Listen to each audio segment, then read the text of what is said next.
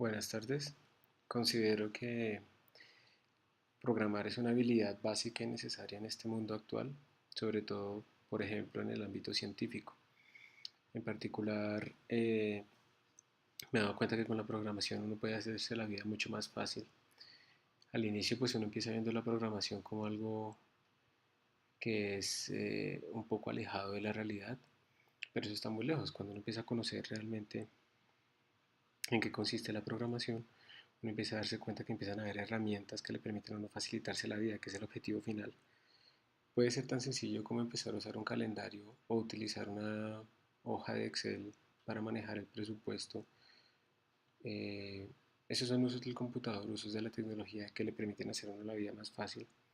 Y si después uno poco a poco va empezando a poder escribir en el computador instrucciones para que las ejecute y puede uno empezar a automatizar cosas de la vida, pues la vida misma va a ser más sencilla. Entonces, por ejemplo, si uno puede empezar a automatizar las transacciones bancarias mensuales o el pago de recibos, yo creo que estos son ejemplos no de la programación como uno la conoce normalmente tradicional, pero sí son ejemplos de automatización en donde la tecnología le hace la vida aún más fácil. En mi caso particular, yo he utilizado la programación y he vivido de eso, aunque yo no soy programador, yo soy físico, pero yo he trabajado en el mundo de la física computacional y en este caso lo que uno hace es programar de la forma más eficiente posible diferentes sistemas físicos de los que quiere extraer información y en donde, por ejemplo, a veces es difícil realizar experimentos. Algo tan sencillo como hacer experimentos en gravedad cero se vuelve relativamente fácil de hacer en un programa porque en un programa simplemente hago que la gravedad valga cero. Eh, por ejemplo, si yo quiero simular un medio granular, que es como una arena o un suelo, yo tengo que seguir más o menos este estructura de flujo. Generalmente preparo la muestra, creo las condiciones iniciales, digo cuáles son las fronteras, cómo se va a comportar el sistema general y hago este loop. Detecto los contactos, calculo la fuerza, integro las ecuaciones de movimiento, que eso es para pasar de un tiempo t al tiempo siguiente, imprimo la información. Y esto lo hago muchas veces, para muchas partículas. Y al final, pues proceso esta información para extraer lo que yo necesito. En general, digamos, la preparación de la muestra consiste en indicar cuántas partículas voy a tener, qué tamaños van a tener, cuáles son las condiciones de frontera, etcétera. Después de hacer eso, uno empieza a simular el sistema para que evolucione. Yo no me voy a detener en los detalles de esto que está acá. Estos son ejemplos de códigos en Python, aunque las simulaciones de alto desempeño realmente las escribimos en C++. Uno para pasar de un tiempo actual a un tiempo siguiente utiliza algo que se llama el algoritmo de integración, en este caso leapfrog, como se puede ver ahí abajo. Y si hay rotaciones, pues cuaterniones. Entonces, esos algoritmos se implementan de forma muy sencilla. Por ejemplo, aquí yo le estoy diciendo al programa que si le mando una velocidad y una fuerza y una masa y un dt, él me cambia la velocidad. Y de la misma manera, estoy diciéndole aquí que por favor me actualice las velocidades con las velocidades actuales. O sea, simplemente con escribir estas dos líneas, yo estoy haciendo que ese sistema evolucione en el tiempo.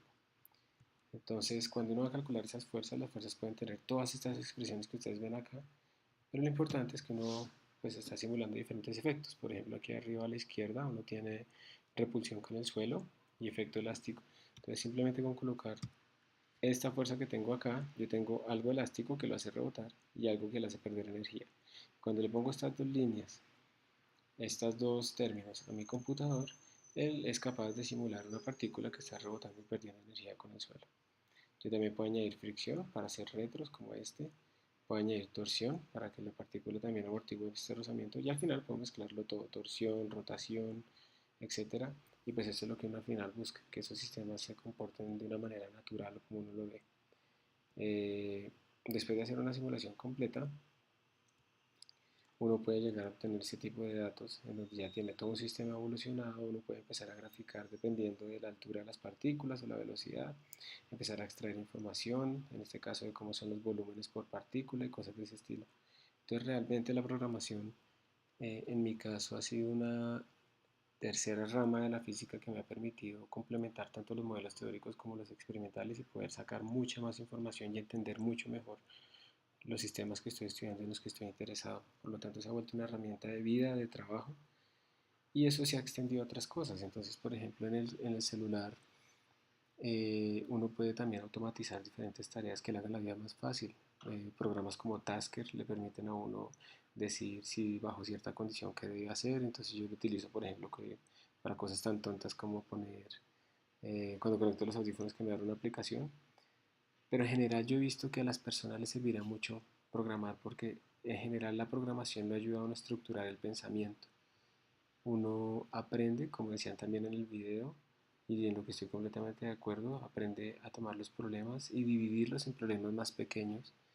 Y realmente cuando uno hace eso, cuando divide, puede conquistar, como dice el dicho, y como se utiliza también en alguna una aproximación de programación. Divide y conquistarás. Realmente si uno logra dividir los problemas en problemas más pequeños, probablemente los puede resolver. Y al pensar así, al estructurar cómo puedo constituir este problema como una suma de problemas más cortos que sí puedo tratar, realmente uno puede obtener soluciones que antes creía que eran imposibles. Eh, Claramente nuestras simulaciones las puede llevar a una escala mucho más grande. Y aquí muestro unos videos de algunos experimentos en donde, por ejemplo, se utilizan ya millones de partículas con herramientas. Estas son herramientas open source. Se llama LIGHTS, donde uno puede estudiar cómo que se comportan las partículas para un diseño dado de una pala, por ejemplo, que es lo que se está haciendo acá.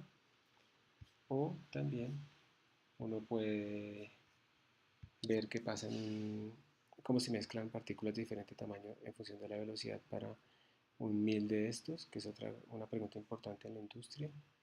O también, por ejemplo, puede ver cómo optimizar un proceso industrial de mezcla como el que se ve acá, donde hay un tornillo que está elevando partículas y dependiendo de la cantidad y del tamaño uno puede obtener que esto fluye más o menos y cuánta potencia le va a entregar a este sistema. Entonces, en general, yo creo que para tareas complejas como estas científicas de simulaciones industriales, como también para la vida diaria, la programación puede ser muy útil. No solamente por programar per se, por escribir un programa, sino también por pensar de forma estructurada cómo enfrentar los problemas en la vida.